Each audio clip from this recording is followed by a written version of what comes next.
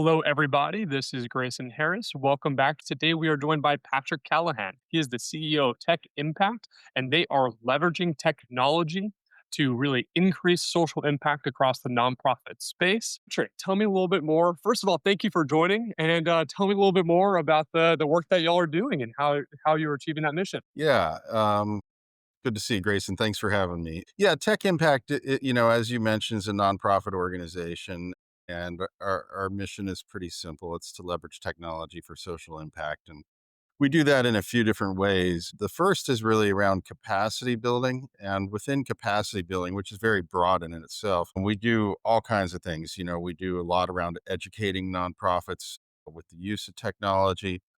We hold webinars, seminars, conferences, all of those types of things. Then we do some work around integration. So actually helping the nonprofits move to, cloud computing platforms Mhm. or to software that, enables their organizations. And then we also provide consulting services and then ongoing support. So we're supporting about 400 nonprofit organizations nationally that represent about a little over 10,000 what I would call endpoints or people that we support every day through help desk and things like that. So that's capacity building, and then within workforce development, we work with young people, primarily 18 to 26 year olds that don't have college degrees, and we train them for jobs in technology, and then really I should say careers, because the way it works is young folks can come to us, at no charge for 16 weeks of training. We help then get connected to employment. And once they've been employed for a year, they can come back for additional certifications and training.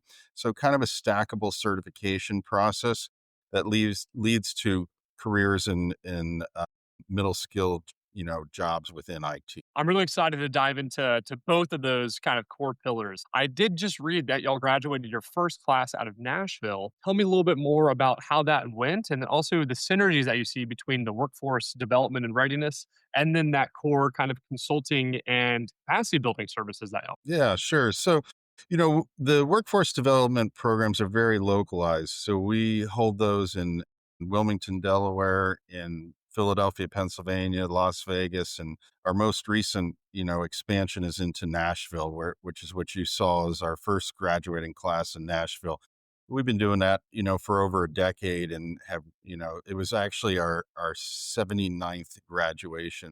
We've Amazing. had over a Congrats. thousand young people go through that program. And then, interestingly enough, we actually hire some of those folks ourselves, and they become our workforce, helping nonprofit organizations with their technology. We don't hire all of them. We don't have a staff of Yes. 1,000 people or anything, but when we have openings, we give preferential treatment to the young people that we serve. So in a way, it's kind of full circle mission. We're training people that for jobs in technology, then we're hiring, and then we're providing technology services to nonprofit organizations. That is amazing. And on that side of providing those services, tell me a little bit more because I know that y'all have the capabilities of kind of completely taking over that help desk kind of process. Where does it kind of fit in? Is it always kind of that full service, or is there kind of some tiers to that? Yeah, we try to meet nonprofits where they are, right? And we do things like assessments to understand what their maturity level is in technology. Just for the purpose of really helping them understand, kind of where they are, versus maybe best practices, so that they can then think about what investments they would like to make in order to make their nonprofit, more efficient, more effective, reach more people, whatever their goals are in their own strategic plan. We try to help them understand how technology can help enable some of that. So it could be something as simple as that, just an assessment, right? But it could be then lead to a project for a nonprofit. Say they want to move away from server technology and move toward cloud computing, or they have a new accounting system they want to get in place. Really just about anything. So sometimes it's just project-based work that we're doing for these organizations.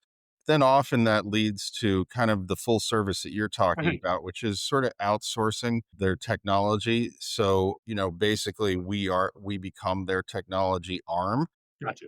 And, when their associates have questions, they call our help desk, they meet with our account managers to think about, what projects need to happen in their organizations and so forth. So, it could be as simple as a project. It could be, much more enveloping, their entire organization. So it really depends on what they're looking for or what they need. In terms of those needs within that tech space, it changes constantly from what I understand, especially over time and now with the rise of AI.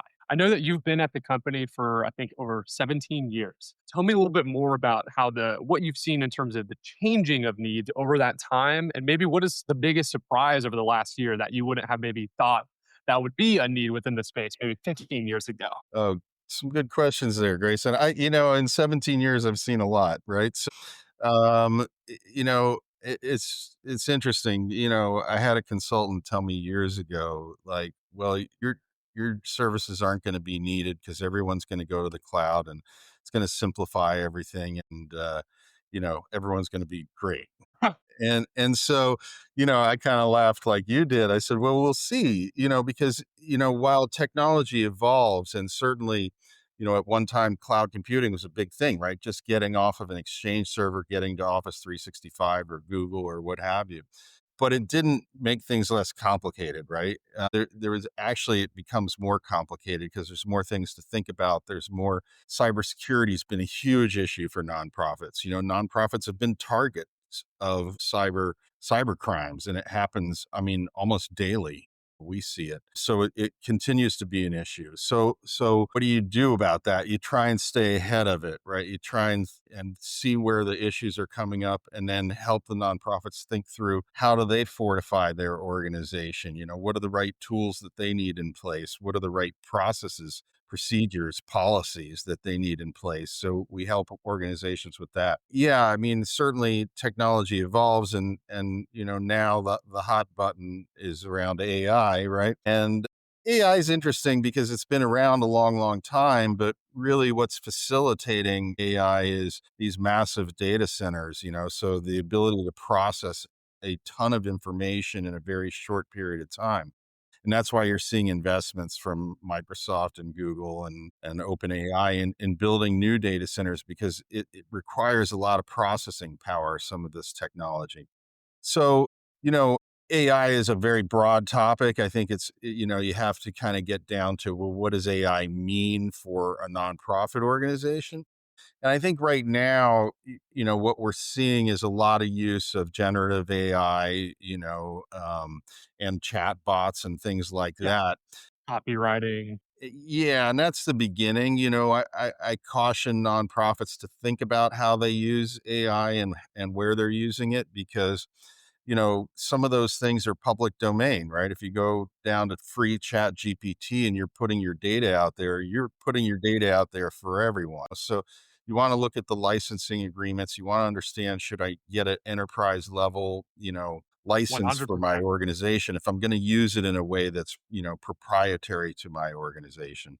So that's certainly one aspect of it. I think right now, what we're hearing a lot about is agentic AI, right? So building agents Yep. that, start to tackle processes that might be, some level of automation within the organization. So things that are repeatable that could be done, by an agent, if you will. And that's very new. And we're looking at that very closely, even internally to say, okay, what things would we do as an organization, and then we're gonna pilot a few of those, and then we're gonna measure those, right? Because, one thing I think that's important is, like, any investment you make in technology, I mean, technology is never a silver bullet, right? It requires people and processes and the technology. Opportunity cost. Yep. So I think, ROI is an important calculation in all this. If I build an agent, and what's it cost me to run that agent? Because now the models are all changing to consumption based, right? And it's Yeah. really even hard to predict what consumption am I going to use by running that agent within my organization? How much are they going to charge me? And so I think, I don't know, the best thing, statement that I've stuck with for a long time is, around technology is like, think big, start small, and move fast, right? Like, Yep. maybe have the capability to handle a lot of the work that we're doing today. So think big about that. Where are all the areas that could be impacted? But then start small, get a pilot, test it out, make sure it works, see what it's going to cost you. But basically, move fast. Like don't be afraid of it, right? Yeah. Like get in there, learn, see what's good for your organization, and it's going to vary from organization to organization. But yeah, so certainly I think, technology is evolving, it's constantly evolving, and we're in a pretty big storm at the moment, I think. Percent. And now, correct me if I'm wrong, but one way that your organization is kind of leveraging AI is through this data lab that y'all have. Tell me a little bit more about that data lab that kind of hope you're hoping to bring with that service to nonprofits in terms of creating those reporting, the analytics, and just expand on that. Yeah. So we do have a data lab. That's kind of in our innovation space, and we it's comprised of about a dozen folks that are data scientists, data engineers, some front end developers, and primarily right now they're working on large data sets for state government as well as for larger nonprofits. So some of that is just, helping these organizations think through what data they're collecting, how they're collecting it, where they're storing it, and then how it's accessed.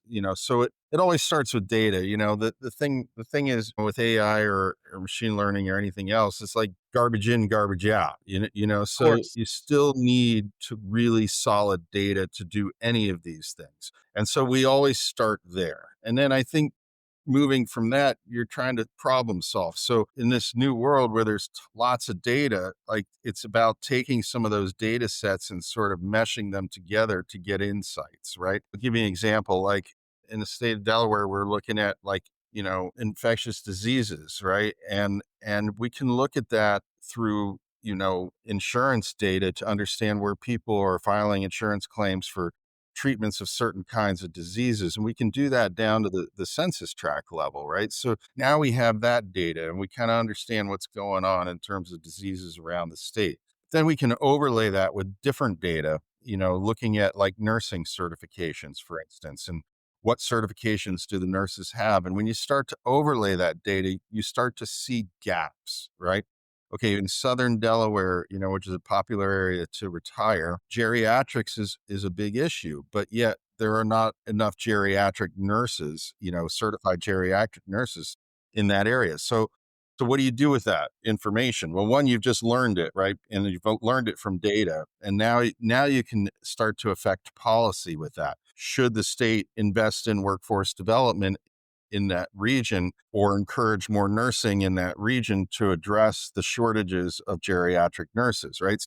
So you start to see, the data comes from different places, but once you start to look at it holistically, you learn a lot. And some of that's through visualization, through mapping and heat mapping and things like that. So a lot of that takes place within our data lab. From a nonprofit standpoint, you're looking at things like outcomes, right? Maybe you want demographics on the people you're serving and you want to know like, is your program affecting the change that right? Yeah. And so a lot of that can be told through data, through data visualization that can be shared with constituents, whether they're board members or funders or That's storytelling, but it's yep, backed up by that strong data, the data to back it. exactly. Exactly. I mean, everyone talks about storytelling with nonprofits and storytelling's great. I love storytelling, but when you have the data to then back it up, it becomes that Yeah. much more powerful. 100%. What you mentioned you work with over 400 nonprofits. If you could just share, a quick way that you would see across the nonprofit space having a positive impact on these organizations that you work with that would be easy to implement for our listeners, what would something like that be? Yeah, I think a couple things. I mean, one, once an organization decides they're going to outsource, their technology, it allows them better focus on the things that really matter to them, right? Very few nonprofits, we're probably one of them, go into the nonprofit sector thinking, I want to address technology, right? They don't. They have their own missions and that, whether it's, helping people or saving animals, rescuing animals, or, continuing education, whatever those things are, that's where they want to focus on, right? They want to meet their mission. They want to further their mission. So, once the technology goes to the background of that, then gives them more focus and time to think about that. But also along the way, they're getting coached because we want to understand what their mission is. We want to help them, reach the goals that are in their strategic plan. And where technology makes sense, we can help them think about, how to implement that so that they are achieving their goals. Does that answer your question there, Grayson? I don't know. If you had like a piece of advice that you would share with someone within a nonprofit space that you would see that would fill a gap that is often overlooked, what would something like that be? Yeah, I think, it's important to assess where you are and against best practices, right? So I think cybersecurity is definitely one of those areas. And we're seeing this more and more because organizations are getting cybersecurity insurance policies, right? And the insurance companies are becoming more savvy about cybersecurity. And they're saying, okay, well, if we're going to insure you, insurance companies really hate paying out, Yeah. claims. What are you doing to make sure you don't have a cybersecurity breach? Exactly. And so they're getting more and more savvy, and we see these questionnaires that are sometimes many, many pages in length that are really drilling down into their practices, into the tool sets they're using and so forth. And so, we help nonprofits go through those things because some of them, they just may not have the knowledge, to even know how to answer the question, right? Or why that question is important in the first place. So that kind of goes back to assessing and looking at kind of where they are against best practices, which is where the insurance companies want you to be. And then how do you fill those gaps, right? I mean, it could be something as simple as multi-factor authentication, right? We use that every day in our banking systems and, all kinds of things. But you'd be shocked to know how many nonprofits still are not embracing like, multi-factor and things like email or SharePoint or their filing system. And, that's just exposure for the nonprofit. If someone gets in there, gets in those files, encrypts them, and then holds them, for ransom, essentially, which I mean, honest to God, happens every day. Or even things like social engineering, right? Like, they go to the The website, human side of it. they get the CEO's name, they Yep. start doing spoofing emails to people, and next thing you know, money's getting wired out. Well, that isn't even like a, network issue. That's just a policy issue, right? Like, you know, you shouldn't send money till you talk to someone, right? Like that's a Yeah. policy, right? Because, people they're getting really, savvy about how they approach these cyber crimes. So we have to get savvy in return and develop policies that help prevent that. I love that. A follow-up question on that. How much of the cybersecurity problems that you're seeing arise come from the technology piece versus that human and training piece? Yeah. Because generally, from what I understand, that human piece is generally gonna be the weakest link within any system. So how much of it is that training versus the tech? Yeah, I mean, we use some products that help train staff to recognize things that, could make them vulnerable by clicking on a link or something like that. And we don't do it to call anyone out. We do it to help them realize like, hey, I really need to stop and think. I mean, I had some in my inbox this morning already, and they're kind of counting on you like moving too fast, transacting, and you just click on something, and next thing they could be inside your network or gathering data from you that they'll use, in other ways. So I think, we're seeing definitely more and more social engineering because more and more nonprofits have moved to cloud computing systems, which are pretty fortified by the cloud computing companies themselves, right? Not to say people can't get in there, they do, and Microsoft, and others have problems all the time with cyber issues. But they're more likely to recognize that earlier because they have a whole team of people looking at that, where a nonprofit really doesn't have a team of people looking at that. So, I think social engineering definitely is becoming more pervasive, over time. Amazing. Well, as we're coming to the end here, how would a nonprofit tuning in get involved with Tech Impact? How would they reach you? Yeah, I mean, the best way is to, go to our website, which is techimpact.org. There's some information out there about the different services we offer, about the different programs that we have, and then certainly filling out, an inquiry form will get you a response, right away. Amazing. Well, Patrick, thank you for coming on and sharing more about what you're seeing with the nonprofit space in terms of cybersecurity and just technology and how it's kind of changed and adapted over time. And thank you for coming on and taking time to share with us. You bet, Grace, and nice to spend time with you.